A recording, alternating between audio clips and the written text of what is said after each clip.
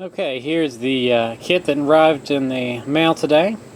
This is the USA spec PA15-VETTE iPod to GM interface. This is what's going to allow us to add iPod connectivity to the car. And ordered this online from Crutchfield. I've never ordered from them before, and I'm not affiliated with them, but I would highly recommend them. The order shipped the same day, free shipping. It was a few more dollars than some of their competitors, but I just felt better ordering from them because I'd heard of them. And they threw in some nice bonuses, such as some vehicle-specific instructions. Now, I say vehicle-specific, it was actually all the pictures are from a Cadillac SRX. However, it's not necessarily application-specific. They just tell you how to remove each speaker and where the location, of different screws are to get to each speaker, which is going to be really handy just to have this for future reference. And it does cover some of the stuff we're covering today as far as getting to this XM receiver, but it's not specific to what we're doing here, which is why I'm making this video, because there really wasn't much information online about that at all. And everything is in this box here, all the wires, everything you need to connect. But as you can see here, the PA15 is actually very small in size. Right here we've got the connection that will connect to the radio and to the XM module. We've got some dip switches here to enable or disable various settings. Looks like a mini USB port here, so it's factory use. My guess is where they could make firmware upgrades or updates, which that's promising in of itself. And then we've got the iPod, where the iPod connectivity cable will go. And the other great thing about this, as an added bonus, is you have an auxiliary input. So not only can we play our iPod, we can play any type of audio device through the stereo after this is installed. This is the harness, which will let us get in, plug into the XM and into the factory radio harness. And here's our iPod connectivity cable, and nice little added bonus, they've got a little cover there, a little dust cover. And then we've got a couple lengths of the cable here that will go between the XM module and the PA15. Okay, as you can see, we've had success. The PA15 is up and running in this Cadillac SRX.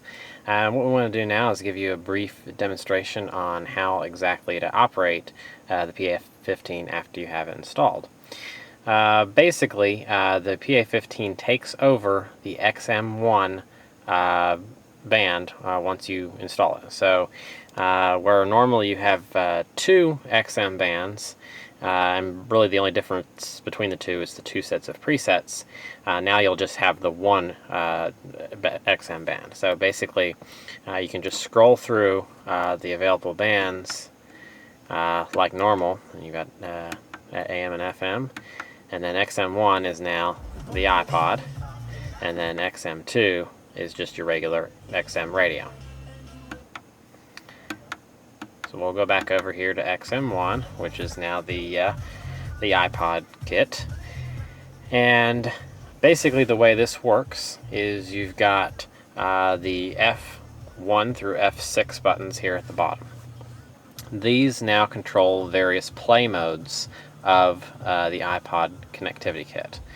And so let's start with F1. When you hit F1, this goes into playlist mode. Which of course lets you access playlists if you have any set up on your iPod.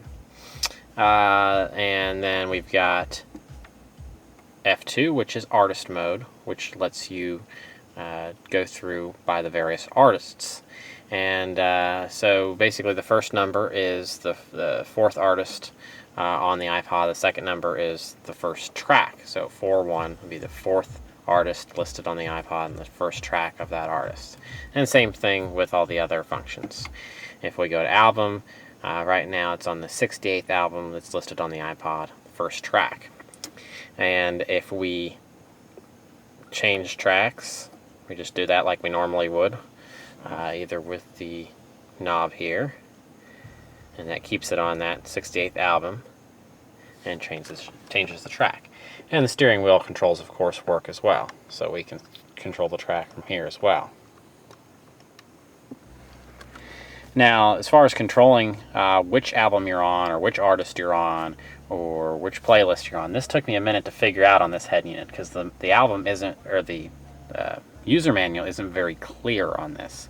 They mention a P knob, which doesn't exist on this car as far as I know. And the way you do that is you do that through category. Now, by default, there's no way to change category on this radio easily. But you can easily get around that by using your programmable hotkeys here. On this head unit, you can program these 4 buttons here that correspond to these 4 labels to do many different things and customize it the way you want.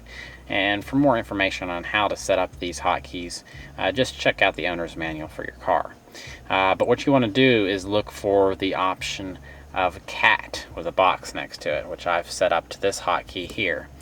Once you've set that up, simply press this key. We'll put an X in the box, and you'll see another line down here, which now shows us what album we're on.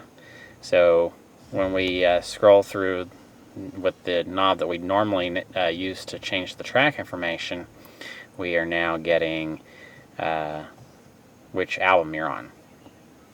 And then after a few seconds, that'll go back, or that'll go away, and now you're back on controlling the track information again.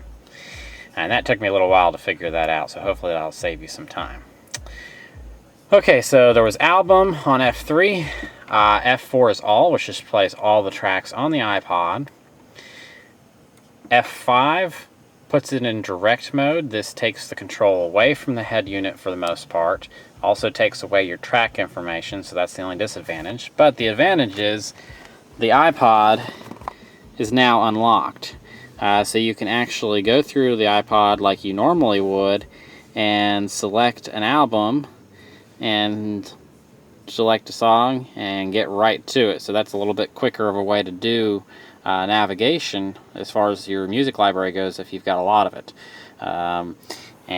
Of course, like I said, since you've lost most of control on the head unit, that's kind of a disadvantage. But a little workaround I've discovered is if you go right back to all mode after using the direct mode, you stay on whatever album you're on, so that gives you back control over the iPod through the head unit and gives you back all the track information. But you know, you don't have to have used the head unit to find it. And then F6 takes you to your auxiliary mode. Auxiliary just enables the RCA connections on the PA spec, so you can hook up any type of audio device through the auxiliary mode. And something really great about this unit is the fact that while XM, if you are familiar with this car, it always displays the clock. It never displays the track information unless you press the information button, and then you have to go back to it'll eventually scroll back to the clock on XM. Well, the great thing about this is it will sit here and scroll through the song. It'll go scroll through the song for about 30 or 40 seconds, and then it'll go to the clock and then back and forth. So that's you can see that doing that here. So that is a really neat feature as well. Alright, that basically does it for this review of the PA15-VETTE made by USA Spec for the Cadillac SRX. Works in a lot of different models for GM, and of course USA Spec makes a lot of different iPod connectivity kits for various cars. So highly recommend it. It's a great addition to my car.